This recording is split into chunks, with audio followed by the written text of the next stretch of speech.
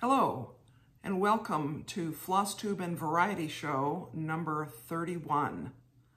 Today is February 4th, I think, 2022.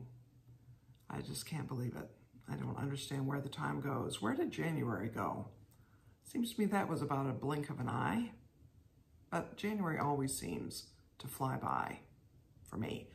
I'm Emily Williams in Chapel Hill, North Carolina, and I appreciate you joining me today. Welcome to any of you who are new or newish.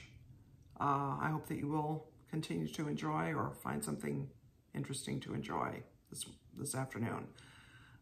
This is Flosstube, so I'm going to talk about cross stitch, and it's a variety show, so I'm going to talk about something else.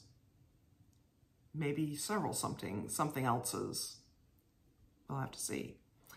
So first, let's talk about cross stitch. I have been working on Flea Market Flowers by Lori Holt, and I've had some challenges with this piece, but I've really gotten some traction on it. I'm enjoying it, and I doubt you can really tell from the camera view because it's hard for me to get it really clearly in focus, but I have discovered that this fabric, this Aida, 16 count white Aida, is not woven exactly square. And I noticed it because this flower is definitely taller than it is wide. So that's kind of, well, it's kind of interesting. I would have thought that I would have noticed it on this flower because it's bigger, and I would have thought that the difference, the proportion, would have been more obvious to me, but I didn't notice it for that one. But I definitely noticed it for this one, and I measured. And in this part of the fabric, I have 16 stitches per inch this way, I think it is, and I don't know which way I don't know what the numbers, which way the numbers go, I don't remember, but it's about a difference of almost a full stitch per inch. So that will make a difference. Now, in this particular piece, it really won't. It won't matter. I don't think people are going to look at it and say, my goodness, those flowers are taller than they are wide. So I'm not going to worry about it. Because frankly, I'm enjoying stitching this, and I don't want to start it over on a different piece of fabric. I think this is fine. Now, what is the problem? What would the problem be on other types of pieces if the fabric isn't square? Well, I think on a large piece that's very geometric, it would be more noticeable. For instance, if you watched my videos last year, you saw that I worked on Ornament, which was a blue piece on white fabric, and every part of it was a square block with a symmetry to it. I think that you might have noticed if the fabric had not been evenly woven. But on this kind of thing, they're flowers. I mean, flowers are, however perfectly designed these flowers are, you can make allowances for them because they're flowers. So I'm not going to worry about it. I probably won't even mention it again. We'll see though. Another thing I've been working on is the purple sampler, which I'm using this book to get my motifs and alphabets, borders and things from. And this is how far I am. I am really enjoying this. I have not, so this is just over 2 inches, I think, 2.5 possibly. Clearly, there's going to be another line of alphabet, at least. And I haven't decided. I paused right here, trying to decide if I'm going to carry the alphabet all the way to the edge here, all the way over, or whether I'm going to put a motif here and let the alphabet be off center, and then plan on some later lower section of it to put an alphabet that's right justified with a motif on this side to give it a balance. I haven't decided. I have to decide soon because the next letter will either go next to the letter J. So here you go. the letter after I in the alphabet is J. I know you were curious about that. It's either going to go here or I'm going to pull it down here and put something here, a bird or a flower or something. So I haven't decided, but that's that. I also haven't decided if I'm going to just let this sit the way it is, whether I'm going to put something in this little space or whether I'm going to back this all up a little bit. And also I want to point out that I've introduced that green. I think probably the camera can pick that up in the border that's right above the alphabet. So that is the third color that's going to be in this sampler. It's going to be primarily the darker purple with those other colors, the lighter purple and green. And I am about to settle on a dark gold or warm brown or something to be added in so that when I make birds, they can have not purple feet, if they're the kind of bird that isn't just a silhouette. So we'll see. I haven't needed that color yet, so I haven't fully decided which exact shade of DMC I'm going to use. That's 18 count white Ada by Zweigart, really nice to work on. In fact, by contrast to the 16 count fabric from Hobby Lobby or Michaels or someplace, I do recommend, now I can say it with actual experience, to get the Zweigart fabric, the real Zweigart fabric, rather than some other brand. So the other thing I'll show is this pattern, Sweet Summer Come Again. It's just these two little items. It's just a folder, just a little cardstock folder with these two little items. This is a drum, a pin drum, I think they call it, and this is a pin roll. And these are not large. I mean, they're smaller than the picture of them is. And by Blackbird Designs, as I mentioned. And I'm going to make one or both of these coming up.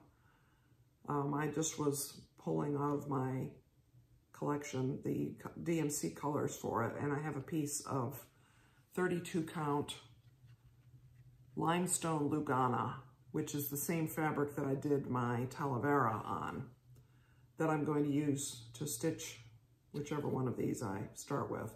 And I'm going to start that today or tomorrow and work on it this weekend, because the first weekend of every month,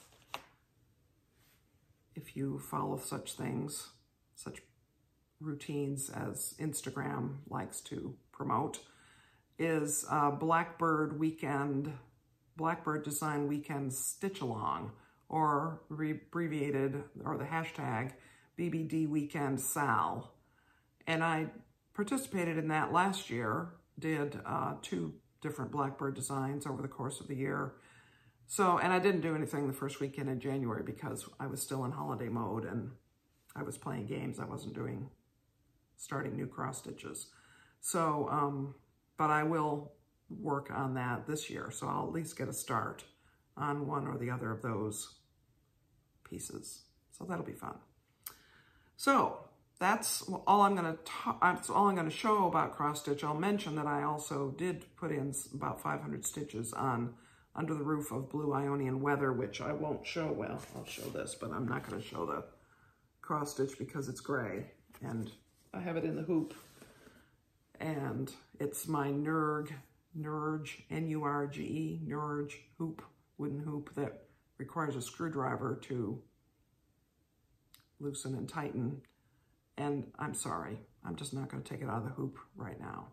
So next week, I will show you. By then, I'll have more progress anyway.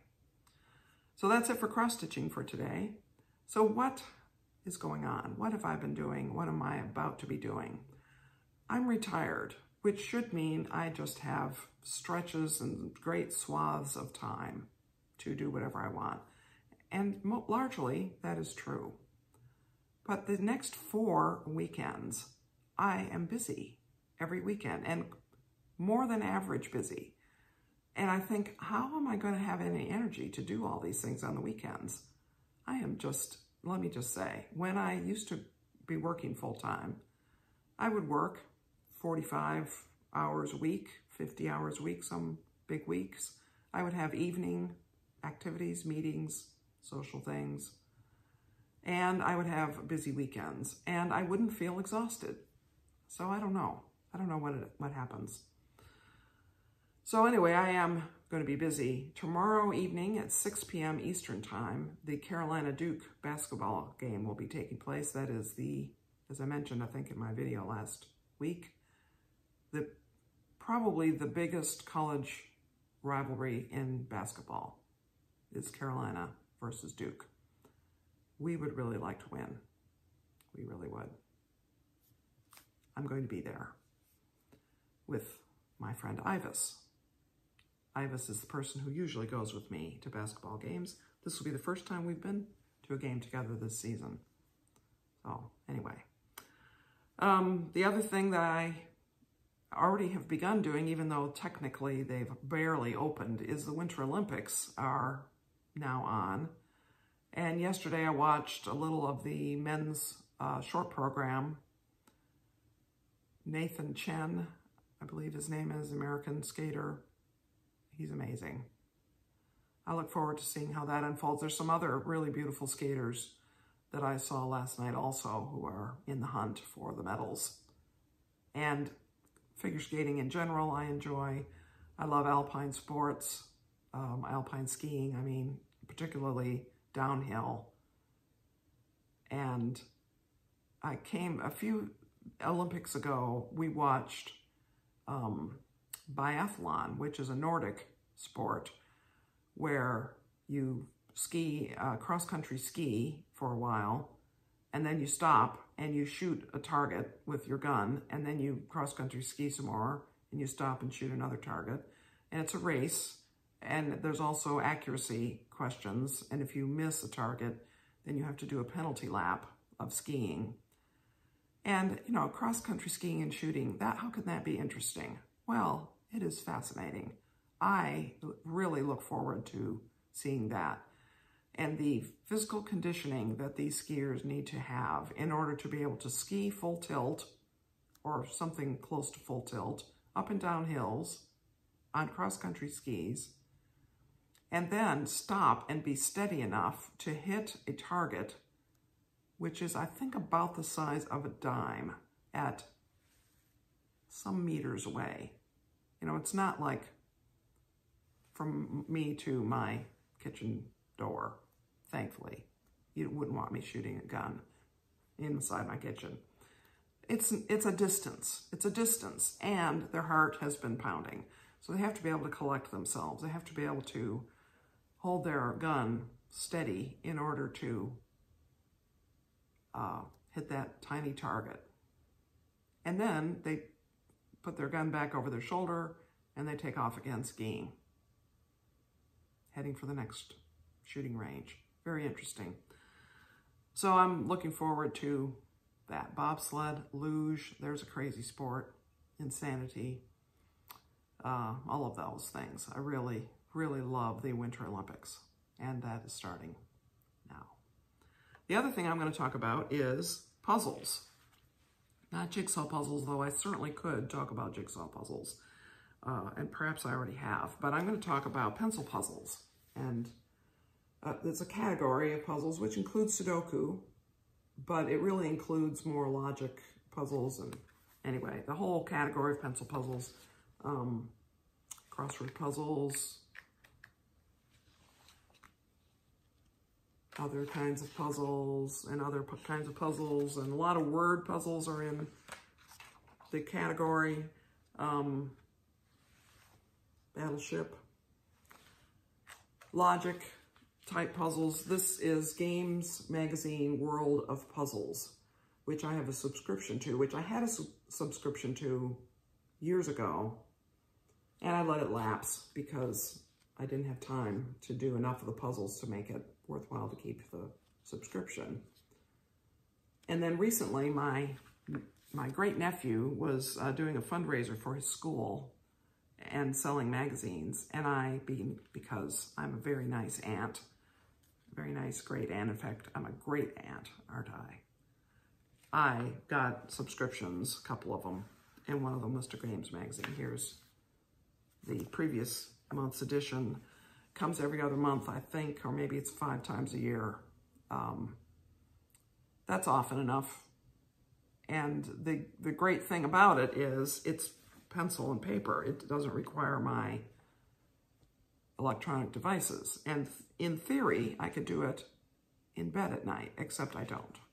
Because at night, I do Sudoku, and then I fall asleep while doing Sudoku. Yes, sorry, that's what I do.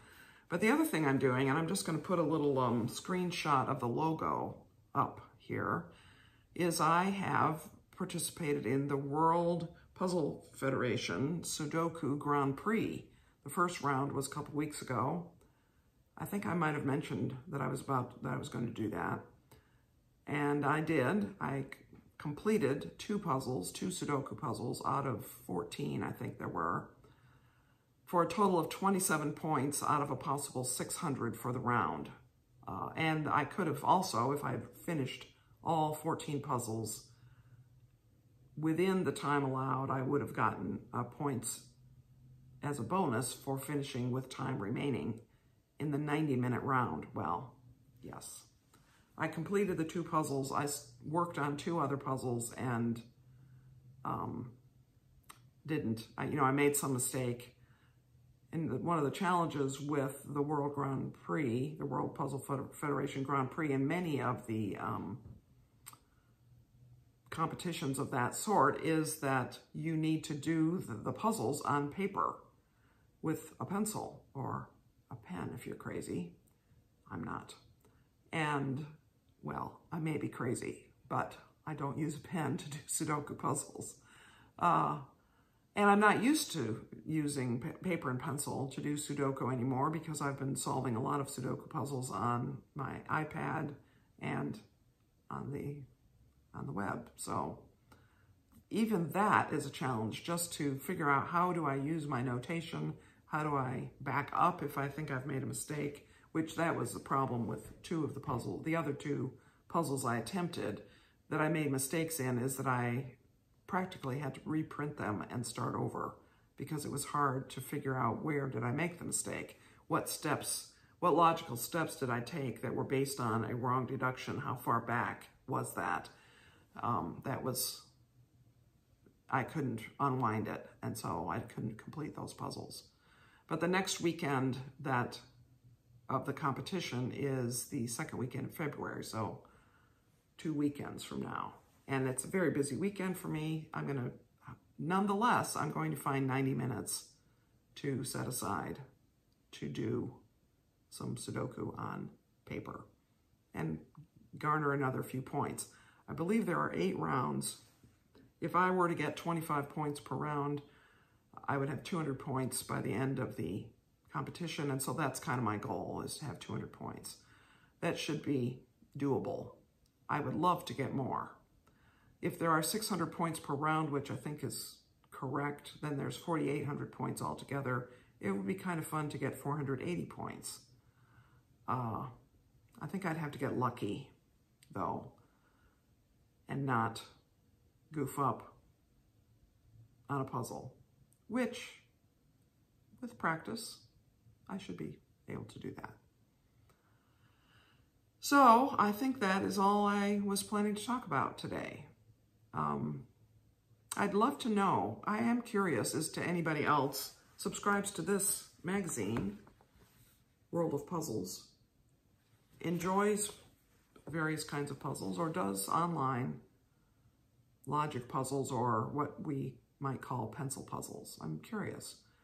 There is, by the way, I will mention, there's a website that I have gone to quite a bit for pencil puzzles, which is called Crazy Dad with a K. I think it's called Crazy Dad or Crazy Dad Games. I'll put a link in the description box, which has Sudoku and that sort. It also has other types of puzzles. Star Battle is one I like a lot.